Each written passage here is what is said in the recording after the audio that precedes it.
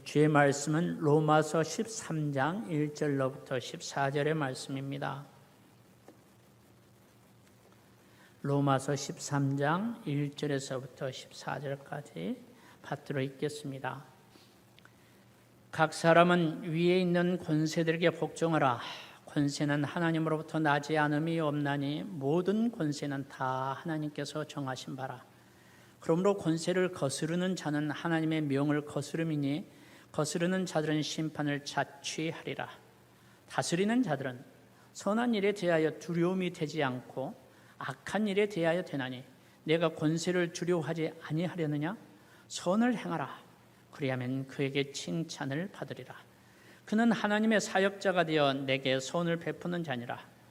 그러나 내가 악을 행하거든 두려워하라. 그가 공연히 칼을 가지지 아니하였으니 곧 하나님의 사역자가 되어 악을 행하는 자에게 진노하심을 따라 보응하는 자니라. 그러므로 복종하지 아니할 수 없으니 진노 때문에 할 것이 아니라 양심을 따라 할 것이라. 너희가 조세를 바치는 것도 이로 말미암음이라.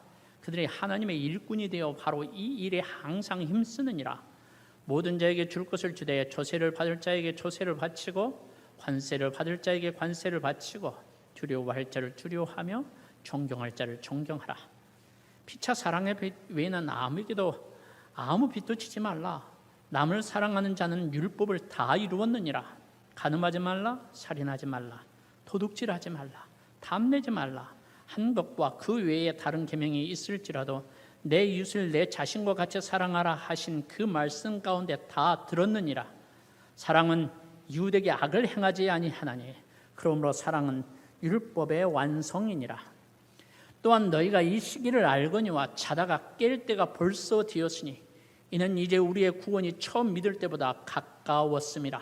밤이 깊고 낮이 가까웠으니 그러므로 우리가 어둠의 일을 벗고 빛의 갑옷을 입자. 낮에와 같이 단정히 행하고 방탕하거나 술 취하지 말며 음란하거나 호색하지 말며 다투거나 시기하지 말고 오직 주 예수 그리스도로 옷 입고 정욕을 위하여 육신의 일을 도모하지 말라. 아멘. 사랑하는 광주 월성교회 가족 여러분, 모두 평안하시지요? 많이 힘드실 것 같습니다. 코로나19 때문에 모두가 힘든 시간을 보내고 있습니다. 마음대로 돌아다니지 못하고 집에만 머무는 일, 또 학교 가지 못한 아이들을 붙잡고 씨름하는 일, 수입도 줄고 생활이 어려워지는 일, 보고 싶은 사람을 만나지 못하고 보지 못하는 일, 함께 큰 소리로 찬송하지 못하고 함께 예배하지 못하는 일, 우리들이 견뎌내야 하는 삶의 무게가 한층 더 무거워졌습니다. 그렇지만 우리 모두 이 삶의 무게 앞에 당당합시다. 우리가 짊어지고 있는 삶의 무게를 하나님께서 아십니다. 하나님께서 움직이실 것입니다. 하나님은 사랑과 긍휼이 풍성하신 우리 아버지이시기 때문입니다. 오늘 이 설교의 내용은 제가 이제까지 설교를 하던 것과는 사뭇 좀 다릅니다.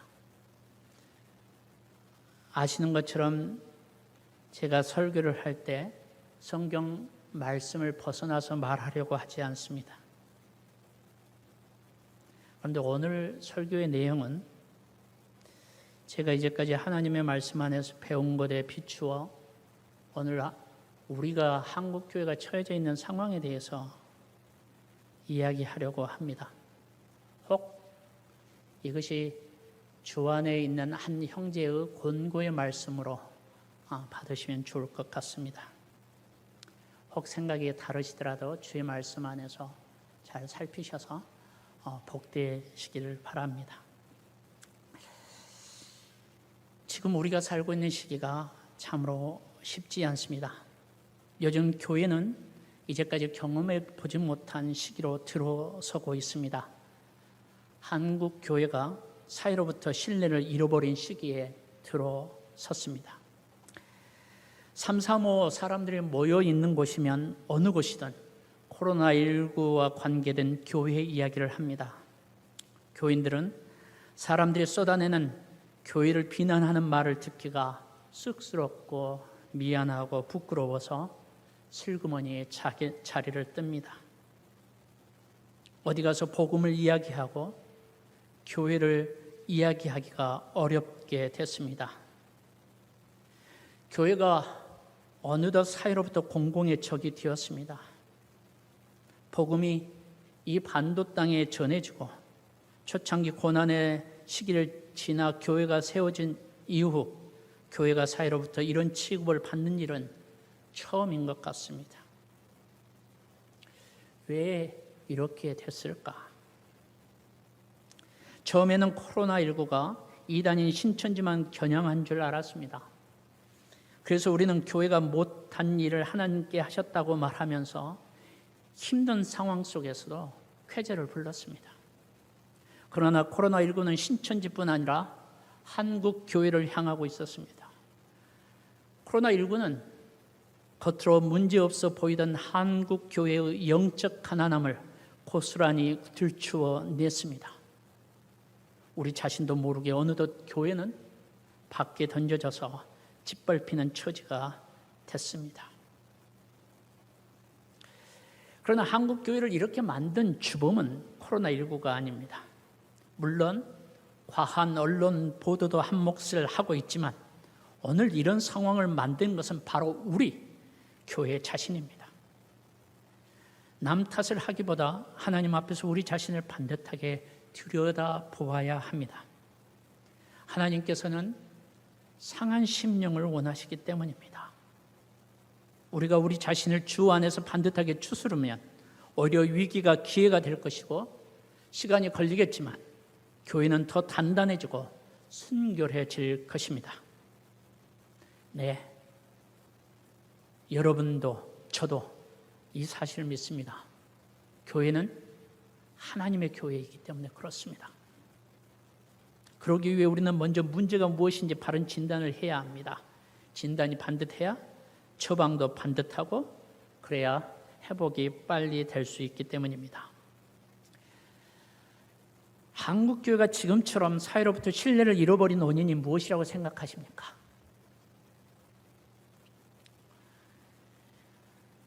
저는 현재의 지금 이 작금의 상황은 코로나19 전부터 시작된 일부 교회의 정치적 움직임과 코로나19의 방역에 대한 교회의 잘못된 대응의 결과라고 생각합니다.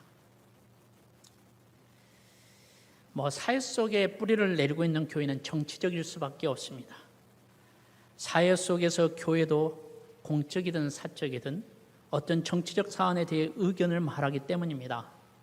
그런 의미에서 교회도 정치적이고 또한 어떤 면에서는 정치적이어야 합니다. 이 말은 교회가 현실과는 전혀 관계없이 동떨어져 있어서는 안 된다는 뜻입니다. 예를 들자면 광주 민주화운동 시절에 군부 독재 만행에 수많은 시민이 학살을 당할 때 교회가 그 문제와 아무런 관계가 없는 것처럼 행동하고 침묵하면 안 됩니다. 군부의 만행이 잘못된 것이라고 말해야 하고 시민들의 생명을 지켜내려고 힘써야 합니다. 그런데 그렇게 말할 때에도 교회는 하나님의 뜻에 비추어 볼 때 무엇이 잘못되었는지 분명하게 밝혀서 말해야 합니다. 교회가 어떤 사안에 대해 공적으로 말할 때 그 의견은 어떤 정당의 견해를 무작정 지지하거나 반대하는 것이 아니어야 합니다. 교회는 하나님의 다스림을 받기에 하나님의 통치를 따릅니다. 하나님의 뜻에 그것이 어떻게 옳은지 아니면 어떻게 잘못된 것인지 분명하게 밝혀 말해야 합니다. 교회는 이 땅에 있는 수많은 정당들 중 어떤 정당에 대해 무작정 지지나 반대를 선언하지 않습니다. 오직 하나님의 뜻이 이 땅에 실현되기 위해 무엇이 하나님의 뜻에 합당한지 그렇지 않는지를 말할 뿐입니다. 교회는 어떤 사람도 차별을 받지 않는 정책을 지지합니다. 사람을 차별하지 않는 것이 하나님의 분명한 뜻이기 때문입니다. 그러나 동성애는 반대합니다. 하나님의 뜻이 아니기 때문입니다. 교회의 이런 공적인 발언은 늘 신중해야 하고 귀해야 합니다. 그리고 사회를 향해 말할 때도 예의가 늘 있어야 합니다. 사회는 정죄의 대상이 아니고 사랑의 대상이기 때문입니다. 이렇게 교회는 그 사회 속에 있으므로 현실적 문제에 반응할 수밖에 없는, 그래서 정치적일 수밖에 없습니다. 그렇지만 다른 한편으로 교회는 현실 정치의 모든 사안에 적극적으로 반응하지 않습니다. 정치의 변혁이나 사회 구조의 변혁을 통해 하나님 나라를 이루는 것이 교회의 우선적 일이 아니기 때문입니다. 공교회의 우선적인 일은 정당을 만들어 정치적, 경제적 개혁을 하는 것이 아닙니다. 교회는 오직 주께서 명한 대로 사람의 거듭남에 힘을 씁니다. 모든 족속으로 죄와 사망에서 벗어난 주님의 제자를 만드는 일에 힘을 씁니다. 진정으로 한 사람 한 사람이 죄에서 벗어난 그리스도의 참된 제자가 되면, 사람이 반듯하게 바뀌면, 그렇게 죄와 결별한 바뀐 사람이 하나 둘 늘어나면 정치 제도와 사회 구조에 자리 잡고 있는 악을 제거하는 일이 자연스럽게 일어날 것입니다. 그러나 이런 변화는 거듭난 그리스도인이 자신의 삶의 영역에서 그리스도의 제자로서 치열하게 싸울 때에만 가능합니다. 그 일이 쉽지 않기에 공교회는 모든 그리스도인이 그런 삶을 사회에서 살아갈 수 있도록 하나님의 말씀과 성도의 교제로 뒷받침해야 합니다. 이를 위해 교회는 모일 때와 흩어질 때가 늘 반복적으로 일어나야 합니다. 이런 순기능이 교회와 성도 간에 선순환되어 일어나야 하는 것입니다. 그런데 오늘 한국 교회는 편향된 정치에 깊이 빠져버렸습니다. 박근혜를 석방하고 문재인을 탄핵해야 한다는 말을 교회의 이름으로, 하나님의 이름으로 외치고 있습니다. 박근혜를 석방하고 문재인을 탄핵하는 것이 하나님의 뜻인가? 진보 정권이 아닌 보수 정권을 세우는 것이 하나님의 뜻인가?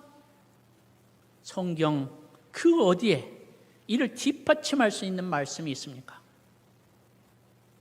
이런 주장을 하시는 분들은 문재인 정부는 대한민국을 공산화하려는 좌파 정부이기 때문에 그 정권을 무너뜨리는 것이 하나님의 뜻이라고 말합니다.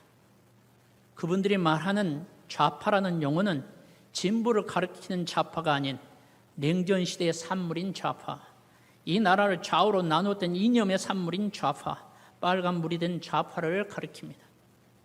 그래서 정부가 하는 모든 일을 색안경을 쓰고 봅니다. 부동산 정책을 내놓으면 사유재산을 없애고 사회주의와 공산주의로 가기 위한 계획이라 말하고, 방역 대책을 말하면 방역으로 이 사회주의와 공산주의로 가기 있는 큰 걸림돌인 교회를 탄압하고 교회를 없애기 위한 계획 중 하나라고 주장합니다. 그래서 상식적으로 이해가 되지 않는 행동을 서슴지 않습니다. 그 결과 한국교회는 오늘날 몰상식하고 이기적이며 거짓말을 잘하고 이웃을 해하는 자들이라는 오명을 뒤집어 쓰고 있습니다. 대한민국 국민에게, 우리 스스로에게 물어보십시다. 문재인 정부가 대한민국을 공산화하기 위한 정권인가? 그렇게 하려고 정책을 펴고 있는가?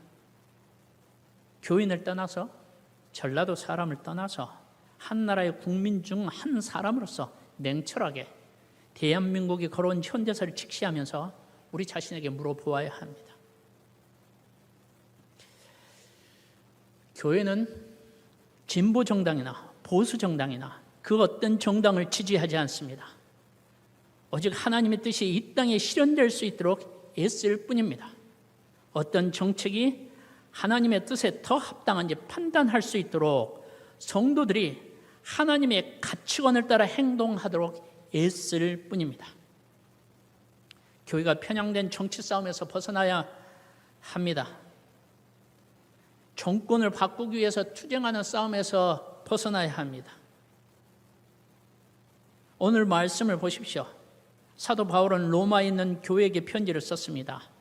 로마는 당시 로마 제국의 수도이며 로마 황제가 살고 있는 곳입니다. 그곳에 있는 성도들에게 편지를 쓰면서 사도 바울은 다스리는 권세에게 복종하라고 명합니다. 로마의 황제, 로마의 관료들에게 복종하라는 말입니다. 로마의 황제와 관료들이 하나님을 경외하기 때문입니까? 그렇지 않습니다. 그들은 오늘 이 시대의 정부처럼 하나님을 경외하지 않지만 백성을 다스리는 위치에 있는 사람들입니다. 하나님을 경외하지 않는 황제와 관료들이지만 그들에게 복종해야 하는 까닭은 사회 일반에 선을 행하도록 하나님께서 그들을 권세자로 세우셨기 때문입니다. 사도 바울이 이 말을 하는 이 본문은 권세가 가지고 있는 순기능의 역할을 이야기하고 있습니다. 권세는 일반 사회에 선을 증진시킬 의무와 책임이 있습니다. 그래서 조세와 관세를 바치고 두려워하며 존경하라고 말합니다. 4절 처음 부분을 보십시오.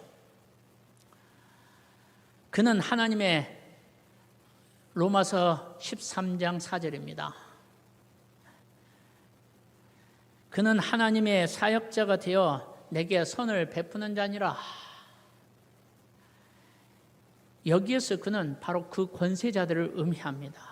그런데 여호와 하나님을 경외하지 않지만 권세를 가지고 악을 응징하고 선을 행하도록 만드는 사람들을 하나님의 뜻을 따라 사회의 선을 증진시키는 하나님의 사역자라고 표현하고 있습니다. 아주 뜻밖의 표현이죠. 하나님을 믿지 않습니다. 일반 세상의 관료일 뿐입니다. 그런데 그런 관료를 향하여 하나님의 사역자라고 이야기하고 있습니다. 그렇게 이야기하는 까닭은 바로 그 관료들을 통하여 그 권세를 주신 까닭이 그 권세를 통해서 일반 사회에 선을 증진시키는 것이 하나님의 뜻이기 때문에 그렇습니다. 여기서 우리가 알 수 있는 하나님께서 바라시는 뜻은 일반 사회 안에 일어나는 선의 증진입니다. 악이 사라지고 선이 충만해지는 사회가 되는 것이 하나님이 바라시는 뜻입니다. 그렇다면 사회의 안녕을 지키기 위한 코로나19의 방역은 선한 일입니다. 결코 악한 일이 아니지요. 방역을 위해 교회가 비대면 예배를 진행해 달라는 말은 악이 아닙니다. 사회 공동체의 안녕과 생명을 지켜내기 위한 필요한 선이기 때문에 그렇습니다. 모든 그리스도인은 선을 증진시키는 권세에 복종하라는 이 말씀에 따라 정부의 일에 적극 협조해야 합니다. 그것이 모든 사람을 하나님이 주시는 일상의 행복으로 돌아가게 할 수 있는 지름길이기 때문입니다. 방역을 위한 일은 교회를 핍박하는 일도 교회를 없애기 위한 계획된 일도 아닙니다. 이 땅의 모든 그리스도인은 자신뿐 아니라 서로를 위해 조심해야 하지만 만일 뜻하지 않게 코로나19에 감염이 됐다면 즉시 사실을 말하고 정부의 시행에 적극적으로 따라야 합니다. 그것이 이웃을 사랑하는 길이고 일반 상식적인 선입니다. 숨기지 마십시오. 거짓말하지 않아야 합니다. 사도는 교회가 행할 것은 사랑이라고 말합니다. 로마서 13장 10절의 말씀입니다. 사랑은 이웃에게 악을 행하지 아니하나니 그러므로 사랑은 율법의 완성이니라. 사랑, 바로 이것이 우리의 생각과 행동이 바른지 그른지를 판단할 수 있는 시금석입니다. 내가 지금 하려고 하는 행동이 이웃에 대한 사랑인지 물어보십시오. 사랑이라면 주저하지 말고 행하십시오. 그러나 사랑이 아니라면 거기에서 멈추어야 합니다. 사랑이 우리의 가치와 행동에 옳고 그름을 행해야 함과 하지 아니해야 함을 결정하는 시금석이라고 하는 사실을 명심해야 합니다. 우리가 이런 이해가 있어야 한국 교회가 정치에 빠지는 일에서 좀 벗어날 것 같습니다. 두 번째 제가 생각하는 문제는, 교회가 바로잡아야 할 두 번째 문제는 교회의 방향성입니다. 코로나19는 사회를 비대면 사회로 몰아넣었습니다. 사회 공동체를 지켜내기 위해 피해를 무릅쓰면서까지 어쩔 수 없이 택한 방법이지만 그 여파는 한국교회의 직격탄이 되고 있습니다. 비대면 상황이 길어질수록 예배당에서 드리는 예배와 행사를 통해 양적 성장을 목적 삼고 교회를 이끌어오던 한국교회는 초조하고 조급해지고 있습니다. 비대면의 기간이 길어질수록, 모이지 못하는 일이 길어질수록 성도들의 신앙이 내리막길을 걷게 될 것이고 교인 수는 줄어들 것이 확연하기 때문에 그렇습니다. 그 우려는 현실이 될 것 같습니다. 예배당과 주일 예배를 중심으로 형성된 우리의 신앙이 잘못된 것은 아닙니다. 그러나 코로나19로 그것이 가지고 있는 약점을 보게 됐습니다. 여러분, 우리 스스로에게 물어보십시다. 비대면 상황 속에서 하나님과 나의 관계는 어떤 모습인지 물어봅시다. 비대면 상황 속에서 어떤 분들은 서로를 보지 못하는 아쉬움과 안타까움은 있지만 오히려 하나님과 더 깊은 관계를 유지하며 풍성한 삶을 누리고 계실 것입니다. 그러나 어떤 분들은 그렇지 못하고 침체의 길을 걷고 계실 것입니다. 어느덧 기도도, 찬송도, 성경 묵상도 하루의 삶에서 자취를 감추었고, 하나님은 나의 생활에서 잊혀진 분이 된 것은 아닌지 모르겠습니다. 만일 그렇다면 주일 예배로 명맥을 유지하던 내 신앙이 마지막 숨을 몰아쉬고 있는 상태입니다. 위기 상황이지요. 이 위기 상황에서 호흡기를 달아 비상호흡을 하게 만들고 정상적인 자가호흡을 할 수 있도록 해야 합니다. 어떻게 해야 그렇게 할 수 있을까? 어떻게 해서라도 숨을 쉴 수 있게 만들기 위해 방역을 위한 강한 비대면 조치가 필요함에도 불구하고 대면 예배를 강행하여 헐떡거리는 숨이라도 쉬게 만들려고 합니다. 안타까운 몸부림이 아닐 수 없습니다. 만일 대면 예배가 우리가 살 수 있는 유일한 답이라면 어떤 어려움이 있어도 대면 예배를 강행해야 할 것입니다.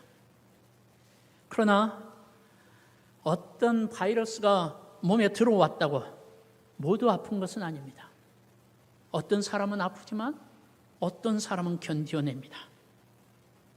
비대면 때문에, 이 비대면이라고 하는 바이러스 때문에 영적 호흡 정지 상태에 들어간 것이 아닙니다. 몸이 약했던 것이지요. 그것을 이겨낼 면역력이 부족했던 것입니다.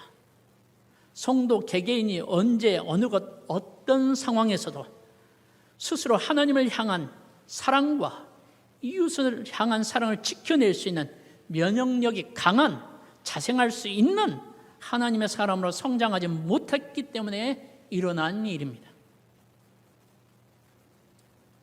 혼자서도 날마다 하나님과 풍성한 관계를 누리면서 살아갈 수 있는 사람, 그래서 이웃을 사랑하는 하나님의 뜻을 실천하며 살 수 있는 그런 사람으로 성장하지 못한 것입니다.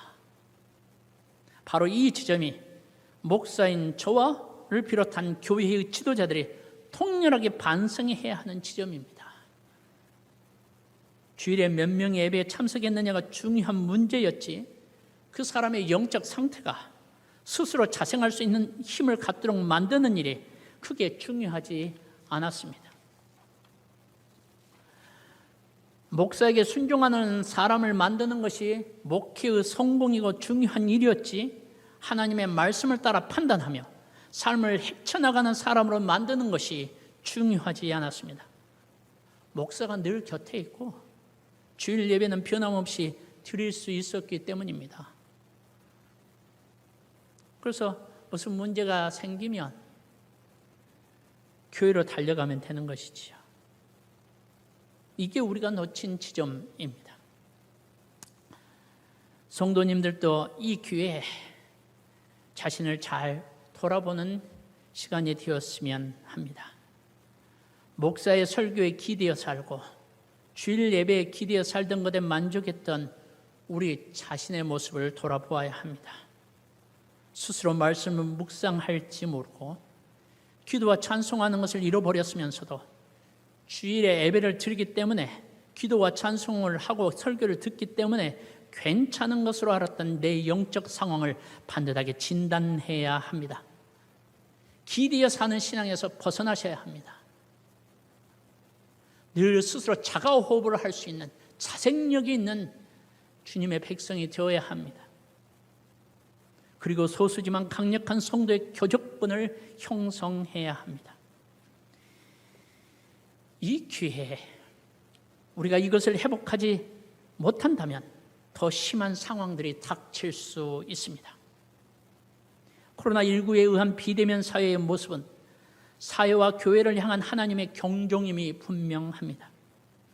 우리가 놓친 부분이 무엇인지 추스르지 못한다면 이 다음에 찾아오는 거센 파도를 견디기 힘들 수 있습니다.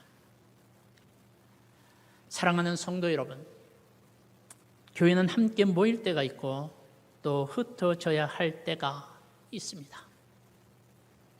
하나님께서 우리에게 어떤 시간을 어떤 모습으로 허락하실지 알지 못하지만 어느 때든지 하나님의 자녀요, 백성으로 살 수 있는 힘이 있어야 합니다. 바로 지금이 그 힘을 길러야 할 마지막 시간일 수 있습니다.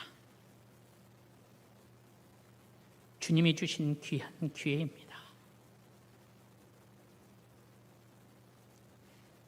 교회는 제가 그냥 하나님의 말씀 안에서 이 세상을 바라보는 것으로는 교회는 앞으로 심한 고난의 길을 걸어야 할 것이 분명해 보입니다.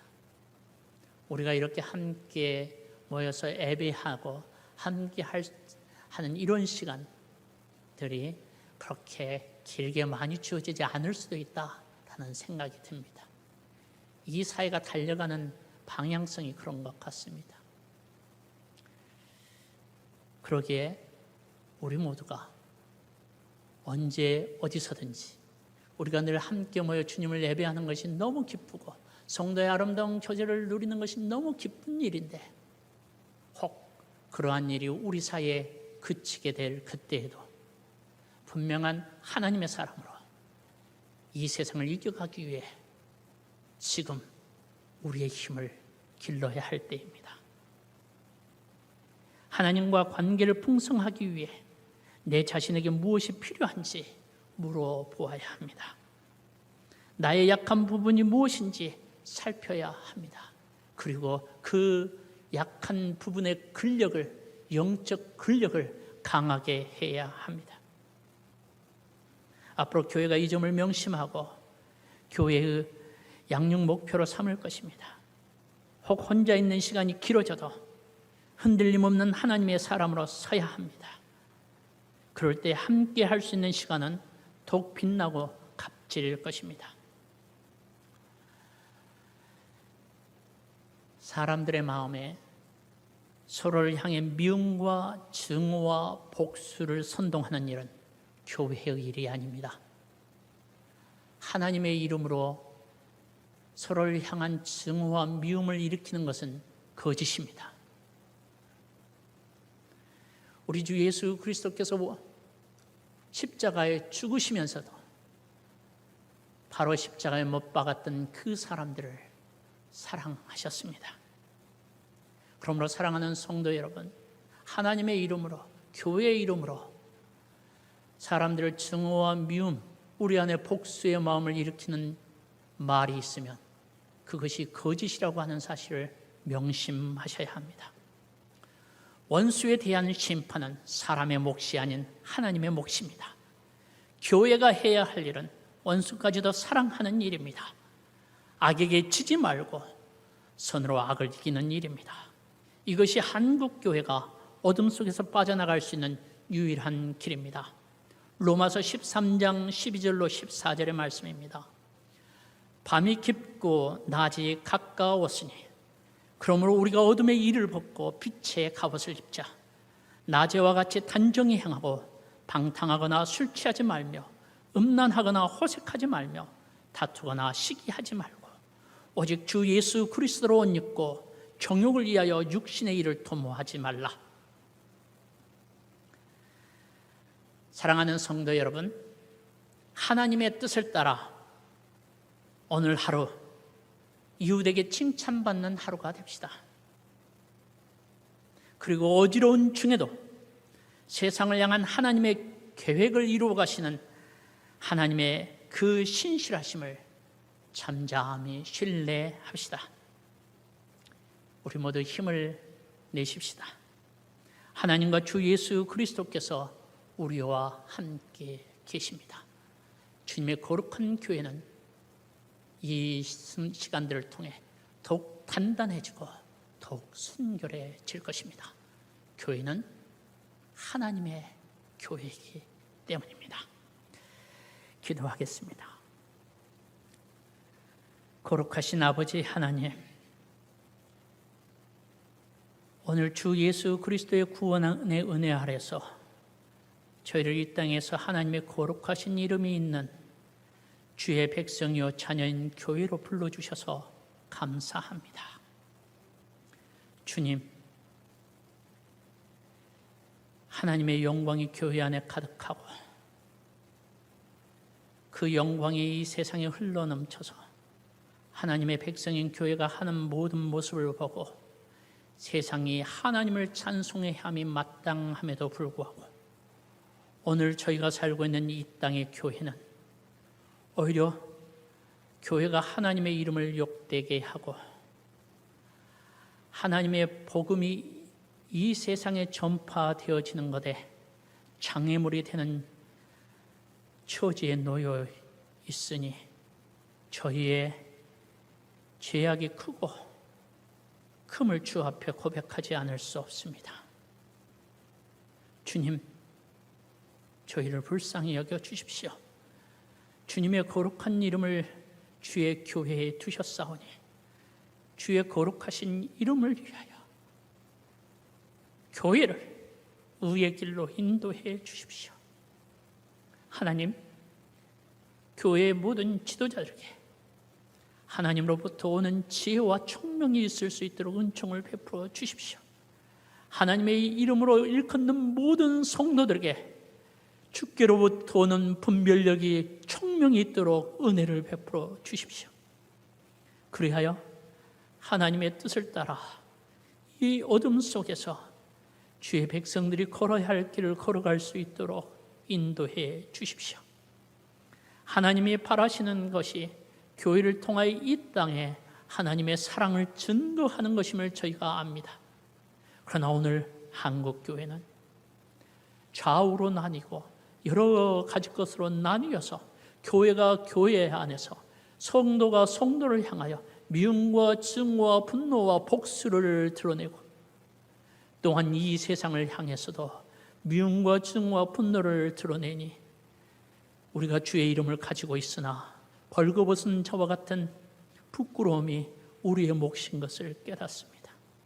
주님, 저희를 불쌍히 여겨주십시오.